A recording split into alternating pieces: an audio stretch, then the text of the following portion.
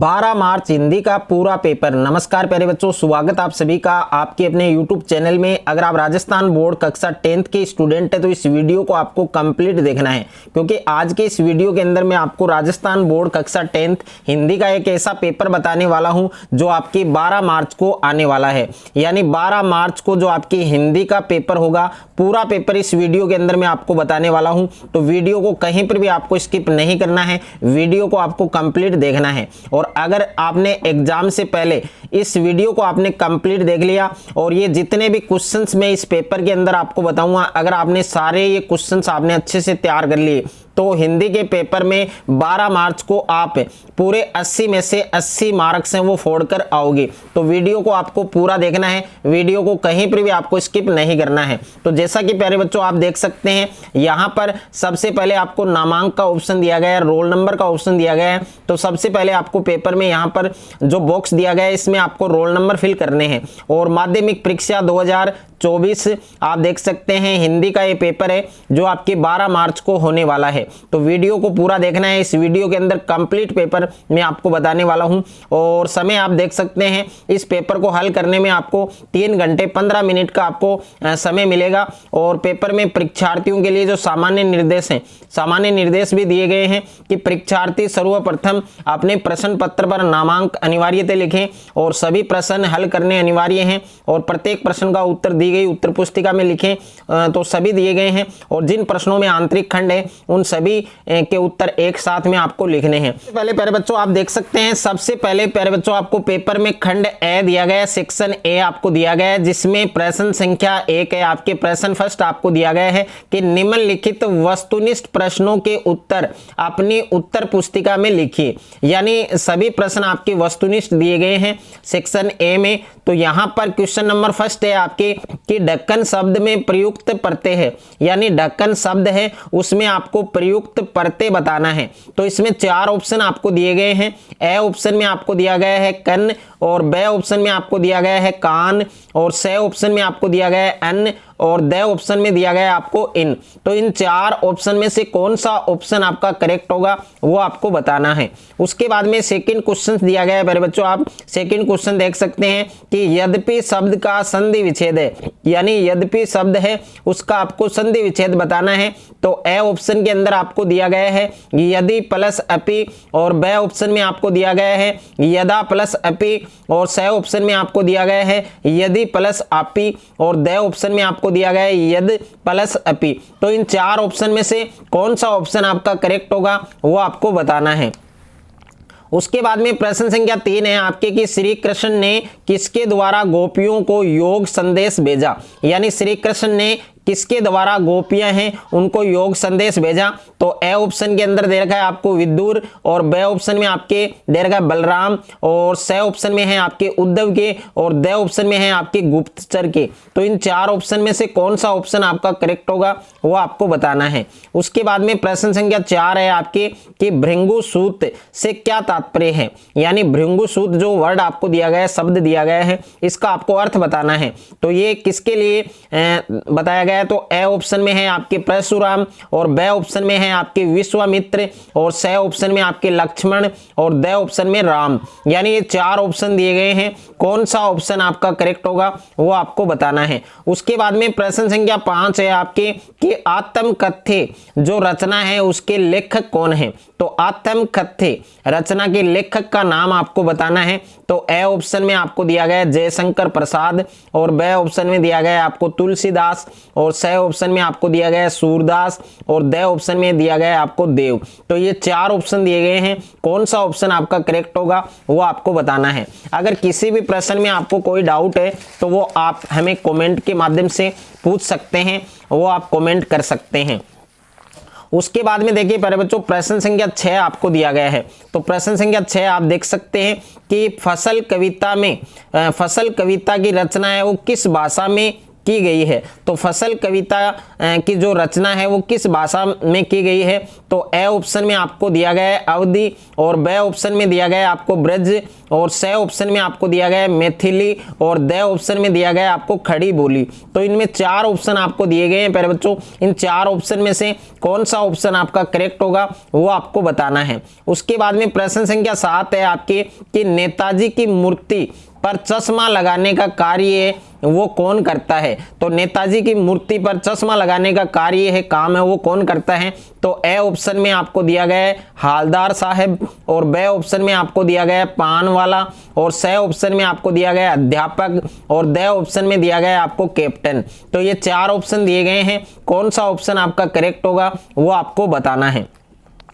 उसके बाद में प्रश्न संख्या 8 है आपके कि नवाब साहब डिब्बे में क्या लेकर चढ़े थे? तो नवाब साहब वो डिब्बे में क्या लेकर चढ़े थे? तो ए ऑप्शन दे रखा है आपकी मूली, और बी ऑप्शन दे रखा है आपके खीरा, और सी ऑप्शन दे रखा है आपके गाजर, और द ऑप्शन दे रखा है आपके पानी। तो इसमें 4 ऑप्शन आपको दिए हैं, मूली है, खीरा है, गाजर है, पानी है। तो इन 4 ऑप्शन में से कौन सा ऑप्शन आपका करेक्ट होगा वो आपको बताना है। उसके बाद में क्वेश्चन नंबर 9 है आपकी, प्रश्न संख्या 9 है लेखिका मन्नू भंडारी के पिता रसोई को कहते थे। यानी लेखिका मन्नू भंडारी है, उसके पिता रसोई को क्या कहते थे? तो ए ऑप्शन में आपको दे रखा है भोजनालय, और बी ऑप्शन में है आपके किचन, और सी में है आपके सराय, और द ऑप्शन में है बटियार खाना। तो इन 4 ऑप्शन में से कौन सा ऑप्शन आपका करेक्ट होगा वो आपको बताना है। उसके बाद में प्रश्न संख्या 10 है आपकी कि कहां मरना मंगलकारी माना गया है? कि कहां मरना मंगलकारी माना गया है? तो ए ऑप्शन में है आपके मथुरा, और बी ऑप्शन है आपके राजस्थान, और सी ऑप्शन है आपके उज्जैन, और द ऑप्शन है आपके काशी। यानी इन 4 ऑप्शन में से कौन सा ऑप्शन आपका करेक्ट होगा, सही होगा, वो प्यारे बच्चों आपको बताना है। उसके बाद में प्रश्न संख्या 11 है आपके कि साना साना हाथ जोड़ी, ये एक चैप्टर का नाम है आपके, एक पाठ का नाम है, एक लेसन का नाम है साना साना हाथ जोड़ी। इस पाठ में किस शहर के सौंदर्य का वर्णन किया गया है? तो साना साना हाथ जोड़ी पाठ में किस शहर के सौंदर्य का वर्णन किया गया है? तो ए ऑप्शन में है आपके अगरतला, और बी ऑप्शन में आपके गुवाहाटी, और सी ऑप्शन में आपके महाबलेश्वर, और द ऑप्शन है आपके गंगटोक। तो इन 4 ऑप्शन में से कौन सा ऑप्शन आपका सही होगा, करेक्ट होगा, वो आपको बताना है। उसके बाद में प्रश्न संख्या 12 है आपकी कि अयज्ञ किस विषय के विद्यार्थी रहे हैं? यानी जो अयज्ञ हैं वो किस विषय के विद्यार्थी रहे हैं? तो ए ऑप्शन है आपके कला के, और बी ऑप्शन है आपके साहित्य के, और सी ऑप्शन है विज्ञान के, और द ऑप्शन है आपके चिकित्सा शास्त्र। तो इनमें से 4 ऑप्शन आपको दिए हैं, कौन सा ऑप्शन आपका सही होगा वो आपको बताना है। उसके बाद में प्यारे बच्चों प्रश्न संख्या 2 है आपके रिक्त स्थानों की पूर्ति कीजिए। यानी रिक्त स्थानों की आपको पूर्ति करनी है, जिसमें फर्स्ट है आपके पहला क्वेश्चन आपको दे रखा है कि सार्वनामिक विशेषण के उपभेद होते हैं। यानी सार्वनामिक विशेषण है उसके उपभेदों की जो संख्या है वो आपको इसमें बतानी है कि सार्वनामिक विशेषण कितने प्रकार के होते हैं, तो उसके प्रकार आपको इसमें लिखने हैं।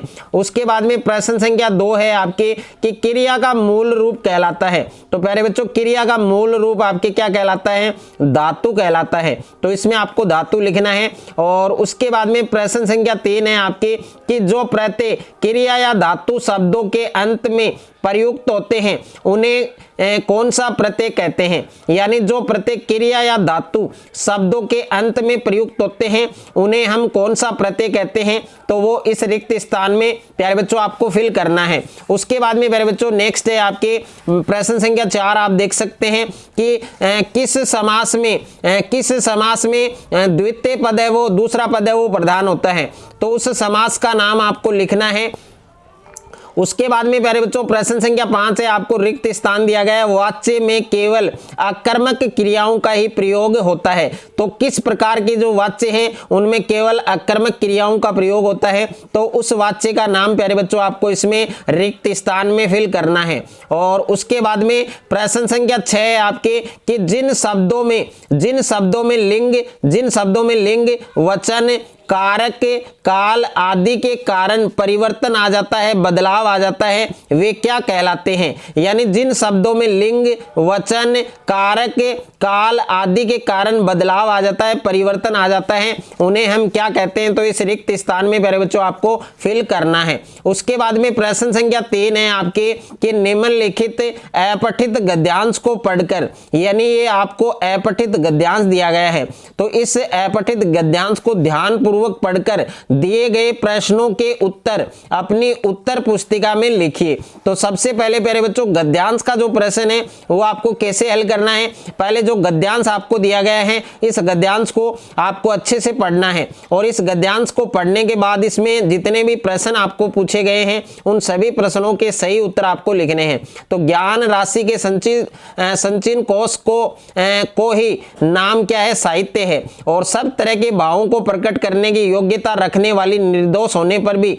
यदि कोई भाषा अपना निज का साहित्य नहीं रखती है तो वह रूपवती भिखारिन की तरह कदापि आदरणीय नहीं हो सकती, और उसकी शोभा, उसकी श्री संपन्नता और उसी मान मर्यादा उसके साहित्य पर भी अवलंबित रहती है। तो प्यारे बच्चों ये पूरा गद्यांश आपको अच्छे से पढ़ना है, और इस गद्यांश को पढ़ने के बाद इसमें पहला क्वेश्चन आपको पूछा गया है कि साहित्य किसे कहते हैं, यानी साहित्य की परिभाषा आपको बतानी है, जो इसमें मिल जाएगी आपको, यानी ज्ञान राशि के संचयन कोश का ही नाम क्या है? साहित्य है। तो ये साहित्य की परिभाषा है। और उसके बाद में प्यारे बच्चों दूसरा प्रश्न आपको पूछा गया है कि निजी साहित्य से ही विहीन कोई भाषा की दशा कैसे होती है? तो इस प्रश्न का उत्तर भी आपको इसी गद्यांश में मिलेगा, यानी जितने भी प्रश्न मैं आपको बता रहा हूं उन सभी प्रश्नों के उत्तर आपको इस गद्यांश में मिलेंगे। तो इस गद्यांश को आपको अच्छे से ध्यानपूर्वक आपको पढ़ना है। उसके बाद में प्यारे बच्चों प्रश्न संख्या 3 है आपके कि किसी भाषा के साहित्य में से किसी जाति के बारे में क्या पता चलता है? यानी किसी भाषा के साहित्य से किसी जाति के बारे में क्या पता चलता है वो आपको इसमें लिखना है। और प्रश्न संख्या 4 है आपके कि साहित्य है वो किस बात का एकमात्र निर्णायक होता है? तो साहित्य है वो किस बात का एकमात्र निर्णायक है? तो यहाँ पर आप देख सकते हैं सामाजिक शक्ति या सजीवता, सामाजिक अशक्ति या निर्जीवता, और सामाजिक सभ्यता तथा असभ्यता का निर्णायक एकमात्र साहित्य है। तो इसमें आंसर आपको दिया गया है। और प्रश्न संख्या 5 है आपके, प्रश्न संख्या 5 आप देख सकते हैं कि साहित्य की तुलना आईने से करने का क्या कारण है? तो साहित्य की तुलना है वो आईने से करने का क्या कारण है, क्या रीजन है, वो आपको बताना है। और प्रश्न संख्या 6 है आपके किस इस गद्यांश का उचित शीर्षक लिखिए। तो इस गद्यांश का उचित शीर्षक क्या है? साहित्य है, तो वो साहित्य आपको इसमें लिखना है। उसके बाद में प्यारे बच्चों प्रश्न संख्या 4 है आपके कि निम्नलिखित पठित पद्यांश, ये आपको पठित पद्यांश दिया गया है, और इस पठित पद्यांश को ध्यानपूर्वक पढ़कर पूछे गए प्रश्नों के उत्तर अपनी उत्तर पुस्तिका में लिखना है। तो देखिए, बही सूरज जरा इस आदमी को जगाओ, बही पवन जरा इस आदमी को हिलाओ, यह आदमी जो सोया पड़ा है, जो सच से बेखबर सपनों में खोया पड़ा है। और उसके बाद में नेक्स्ट इसमें देखो 4 लाइन और भी दे रखे हैं आपको इस पद्यांश में कि भाई पंछी इसके कानों पर चिल्लाओ, भाई सूरज जरा इस आदमी को जगाओ, वक्त पर जगाओ। तो इसमें आपको 6 प्रश्न पूछे हैं। पहला प्रश्न आपको क्या पूछा है इसमें कि कवि किसको जगाना चाहता है, उसका नाम आपको लिखना है। और दूसरा प्रश्न आपको पूछा है कि कवि आदमी को जगाने के लिए किनसे कह रहा है, यानी जो कवि है वो आदमी को जगाने के लिए किनसे कह रहा है वो आपको लिखना है। और तीसरा प्रश्न है कि बेवकत जगाने पर आदमी क्या करेगा। और प्रश्न संख्या 4 है कि इस काव्यांश में कवि क्या संदेश देना चाहता है। और प्रश्न संख्या 5 है कि इस काव्यांश की रचना किस प्रकार के छंद में हुई है, यानी इस काव्यांश की जो रचना है वो किस प्रकार के छंद में हुई है वो आपको बताना है। और प्रश्न संख्या 6 है आपके कि इस काव्यांश के केंद्रीय भाव को व्यक्त करने वाली 2 पंक्तियां छांटकर आपको लिखने हैं। उसके बाद में प्यारे बच्चों खंड ब दिया गया है आपको पेपर में, जिसमें निम्नलिखित लघु उत्तरीय प्रश्नों के उत्तर लगभग आपको 40 शब्दों में लिखने हैं। यानी खंड ब में जितने भी प्रश्न पूछे गए हैं आपको सभी प्रश्न आपके लघु उत्तरीय प्रश्न हैं। और यहां पर प्रश्न संख्या 5 आप देख सकते हैं कि आत्मकथ्य कविता आत्म कथ्य कविता में कवि जयशंकर प्रसाद ने महान कवि की विनम्रता है वो किस प्रकार व्यक्त की है। यानी आत्म कथ्य कविता में कवि जयशंकर प्रसाद जी ने महान कवि की विनम्रता है वो किस प्रकार व्यक्त की है वो आपको लिखना है। और प्रश्न संख्या 6 है आपके कि तप्त धरा जल से फिर शीतल कर दो और बादल गरजो, इस पंक्ति का जो आशय है वो आपको स्पष्ट करना है। यानी तप्त धरा जल से फिर शीतल कर दो बादल गरजो, इस पंक्ति का आशय आपको स्पष्ट करना है। और प्रश्न संख्या 7 है आपके कि कवि नागार्जुन के अनुसार बांस और बबुल किसके प्रतीक है। यानी कवि नागार्जुन के अनुसार बांस और बबुल है वो किसके प्रतीक माने गए हैं वो आपको लिखना है। और प्रश्न संख्या 8 है आपके कि बाल गोविंद भगत की संगीत साधना का चरम उत्कर्ष कब और किस रूप में सामने आया। यानी बाल गोविंद भगत है उसकी संगीत साधना का चरम उत्कर्ष कब और किस रूप में सामने आया वो आपको लिखना है। और प्रश्न संख्या 9 है प्यारे बच्चों कि एक कहानी यह भी पाठ के आधार पर मन्नू भंडारी के व्यक्तित्व की कोई 2 विशेषताएं लिखिए। यानी एक कहानी यह भी पाठ के आधार पर मन्नू भंडारी के व्यक्तित्व की कोई 2 विशेषताएं आपको लिखनी है। और प्रश्न संख्या 10 है आपके कि बिस्मिल्लाह खां को शहनाई की मंगल ध्वनि का नायक क्यों कहा गया है। यानी बिस्मिल्लाह खां हैं उनको शहनाई की मंगल ध्वनि का नायक क्यों कहा गया है वो आपको लिखना है। और प्रश्न संख्या 11 है आपके कि चुपड़ी और दो लोकोक्ति का अर्थ बताते हुए वाक्य में प्रयोग कीजिए। यानी चुपड़ी और दो इस लोकोक्ति का आपको अर्थ स्पष्ट करना है और वाक्य में प्रयोग करना है। उसके बाद में प्यारे बच्चों खंड 6 दिया गया है पेपर में, सेक्शन सी दिया गया है आपको, जिसमें प्रश्न संख्या 12 है कि निम्नलिखित पठित गद्यांश को ध्यान पूर्वक पढ़कर पूछे गए प्रश्नों के उत्तर अपनी उत्तर पुस्तिका में लिखिए। यानी ये जो पठित गद्यांश है ये आपके बुक का है, ओके, किसी भी चैप्टर का हो सकता है। मूर्ति संगमर की थी और टोपी की नोक से कोट के दूसरे बटन तक कोई 2 फुट ऊंची, जिसे कहते हैं बस्ट और सुंदर थी। नेताजी सुंदर लग रहे थे, कुछ मासूम और कमसिन और फौजी वर्दी में। कंप्लीट प्यारे बच्चों आप इस गद्यांश को आप देख सकते हैं। और प्यारे बच्चों इस गद्यांश में आपको प्रश्न संख्या 1 दिया गया है कि बस्ट किसे कहते हैं। यानी बस्ट किसे कहते हैं और इन सभी प्रश्नों के उत्तर आपको इसी गद्यांश में मिलेंगे। तो बस्ट किसे कहते हैं और मूर्ति की क्या विशेषताएं थी वो आपको लिखनी है। और प्रश्न संख्या 2 है आपके कि दिल्ली चलो और तुम मुझे खून दो का क्या तात्पर्य है। यानी दिल्ली चलो और तुम मुझे खून दो, इसका क्या अभिप्राय है, इसका क्या तात्पर्य है। प्रश्न संख्या 3 है आपके कि मूर्ति की बनावट में खटकने वाली क्या बात थी। तो मूर्ति की बनावट है उसमें खटकने वाली क्या बात थी। और प्रश्न संख्या 4 है आपके कि तभी उन्होंने इसे लक्षित किया, किसने, क्या तथा कब देखा, ये आपको बताना है। और अथवा में भी प्यारे बच्चों आपको एक पठित गद्यांश दिया गया है। अगर आप ये वाला गद्यांश करना चाहते हैं तो ये भी आप कर सकते हैं। काशी संस्कृति की पाठशाला है, शास्त्रों में आनंद कानन के नाम ही प्रतिष्ठित, और काशी में कलाधार हनुमान व नृत्य विश्वनाथ है, काशी में बिस्मिल्लाह खां है। तो कंप्लीट आप पढ़ सकते हैं ध्यानपूर्वक। और इसमें पहला प्रश्न पूछा गया है कि काशी को संस्कृति की पाठशाला क्यों कहा गया है। और दूसरा प्रश्न है कि काशी की कौन सी विभूतियां इसके इतिहास का गौरव बढ़ाती है। और तीसरा प्रश्न है कि यह एक अलग काशी है, इस कथन का आशय स्पष्ट कीजिए। और प्रश्न संख्या 4 है कि काशी में किनको अलग करके देखना संभव नहीं है,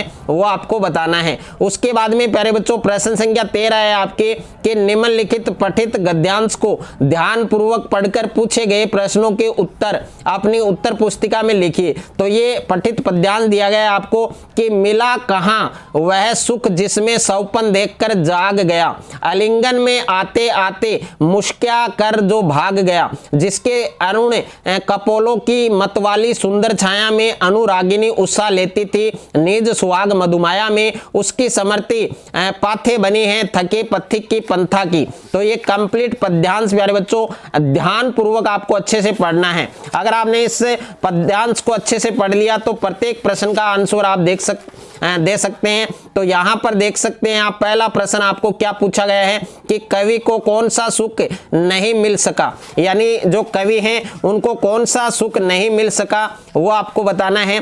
और दूसरा प्रश्न आपको क्या पूछा है कि जिसके अरुण कपोलों की मतवाली सुंदर छाया में, इसका आशय स्पष्ट कीजिए। और तीसरा प्रश्न है कि कवि ने स्वयं को थका पंथिक क्यों कहा है, कवि ने स्वयं को थका पंथिक क्यों कहा है वो आपको बताना है। प्रश्न संख्या 4 है आपके कि थके पंथिक की पंथा किसके लिए प्रयुक्त हुआ है वो आपको बताना है। उसके बाद में प्यारे बच्चों अथवा में प्रश्न आपको दिया है, अथवा वाला प्रश्न भी आप देख सकते हैं, इसमें आपको पठित पद्यांश मिला है। अगर ये वाला पद्यांश करना चाहते हैं तो ये भी आप कर सकते हैं। इसमें प्रश्न संख्या 1 है कि गोपियां अपनी तुलना हारिल पक्षी से क्यों करती हैं, और दूसरा प्रश्न है कि गोपियों को उद्धव द्वारा दिया गया योग का संदेश कैसा लगता है और क्यों, और तीसरा प्रश्न है कि गोपियां कैसे लोगों को योग का संदेश देने की बात कहती हैं, और प्रश्न संख्या 4 है कि गोपियों ने उद्धव को क्या संदेश देना चाहा वो आपको बताना है। प्रश्न संख्या 14 है आपके कि नवाब साहब द्वारा सेकंड क्लास में यात्रा करने के बारे में लेखक ने क्या अनुमान लगाए और लखनवी अंदाज पाठ के आधार पर लिखिए। यानी नवाब साहब द्वारा सेकंड क्लास में यात्रा करने के बारे में लेखक ने क्या अनुमान लगाए, लखनवी अंदाज पाठ के आधार पर लिखना है। में प्यारे बच्चों इसके अथवा में प्रश्न आपको दिया गया है। अथवा वाला प्रश्न अगर आप करना चाहते हैं तो इन दोनों में से एक आपको करना है। उत्साह कविता में निहित संदेश को स्पष्ट कीजिए। और प्रश्न संख्या 15 है आपके कि बाल गोविंद भगत के जीवन की घटना के आधार पर मोह तथा प्रेम के अंतर को समझाइए। यानी बाल गोविंद भगत के जीवन की घटना के आधार पर मोह तथा प्रेम के अंतर को आपको समझाना है। और अथवा में प्रश्न है आपके कि गोपियों ने किन किन उदाहरणों के माध्यम से उद्धव को उलाहने दिए हैं, वो उदाहरण आपको बताने हैं। और उसके बाद में प्यारे बच्चों प्रश्न संख्या 16 है आपकी। प्रश्न संख्या 16 आप देख सकते हैं कि मन्नू भंडारी के कर्तृत्व एवं व्यक्तित्व के विषय में लिखिए। यानी मन्नू भंडारी के कर्तृत्व और व्यक्तित्व के विषय में आपको बताना है। और अथवा में प्रश्न दिया गया है आपको कि कवि तुलसीदास के कर्तृत्व एवं व्यक्तित्व के विषय में लिखिए। और प्रश्न संख्या 17 है आपके कि माता का आंचल नामक पाठ में बच्चे मिलकर क्या क्या तमाशे करने लग जाते थे। यानी माता का आंचल नामक जो पाठ है उसमें बच्चे मिलकर क्या क्या तमाशे करने लग जाते थे। और इसके अथवा में प्रश्न है कि गंतोक को मेहनत कश बादशाहों का शहर क्यों कहा गया है। यानी गंतोक है उसको मेहनत कश बादशाहों का शहर क्यों कहा गया है, साना साना हाथ जोड़ी पाठ के आधार पर बताइए। और उसके बाद में प्यारे बच्चों प्रश्न संख्या 18 है आपकी। प्रश्न संख्या 18 आप देख सकते हैं कि निम्नलिखित विषयों में से किसी एक विषय पर लगभग 300 शब्दों में निबंध लिखिए। यानी आपको निबंध लिखना है जिसमें 4 निबंध आपको दिए गए हैं। पहला निबंध है बेरोजगारी समस्या और समाधान, और दूसरा है आपके आतंकवाद विश्वव्यापी समस्या, और तीसरा है पर्यावरण प्रदूषण कारण और निवारण, और चौथा है आपके मोबाइल फोन दैनिक जीवन में। तो ये 4 निबंध दिए गए हैं, आपको केवल एक निबंध लिखना है जिस पर आप अच्छे से लिख सकते हैं, उस विषय पर आपको निबंध लिखना है 300 शब्दों में। और प्रश्न संख्या 19 है आपके कि स्वयं को राजकीय उच्च माध्यमिक विद्यालय अलीगढ़ का छात्र विजेंद्र शर्मा मानकर प्रधानाचार्य महोदय से खेल सामग्री मंगवाने हेतु प्रार्थना पत्र लिखिए। यानी स्वयं को राजकीय उच्च माध्यमिक विद्यालय अलीगढ़ का छात्र विजेंद्र शर्मा मानकर प्रधानाचार्य महोदय से खेल सामग्री मंगवाने हेतु जो प्रार्थना पत्र है वो आपको लिखना है। और अथवा में प्रश्न है आपके मोहल्ले में आए दिन चोरियां हो रही हैं, इसकी रोकथाम के लिए थानाध्यक्ष को गश्त बढ़ाने हेतु पत्र लिखिए। या तो आपको प्रार्थना पत्र लिखना है और या आपको पत्र लिखना है, दोनों में से एक आपको करना है। और प्रश्न संख्या 20 है प्यारे बच्चों कि रक्तदान के लिए प्रेरित करते हुए एक आकर्षक विज्ञापन 25 से 50 शब्दों में बनाएं। यानी रक्तदान पर आपको विज्ञापन लिखना है 25 से 50 शब्दों में लिखना है। और अथवा में प्रश्न है आपके आप मानवता नामक सामाजिक हितकारी संगठन के कार्यकर्ता हैं और यह संगठन धूम्रपान से होने वाली हानियों से सबको जागृत करना चाहता है। इस संस्था सदस्यता के लिए एक आकर्षक विज्ञापन है वो 25 से 50 शब्दों में लिखिए। तो प्यारे बच्चों, ये पूरा पेपर मैंने आपको अच्छे से बता दिया है। अगर आपने इस पूरे पेपर को अच्छे से तैयार कर लिया तो आप 12 मार्च हिंदी के पेपर में पूरे 80 में से 80 मार्क्स हैं वो फोड़ कर आओगे। 12 मार्च हिंदी पेपर में पूरा पेपर अच्छे से तैयार करना है। और जिन बच्चों ने अभी तक चैनल को सब्सक्राइब नहीं किया है तो सब्सक्राइब कर लीजिए। और अगर आपको ये वीडियो अच्छा लगे तो वीडियो को ज्यादा से ज्यादा शेयर करें, ज्यादा से ज्यादा वीडियो को लाइक करें।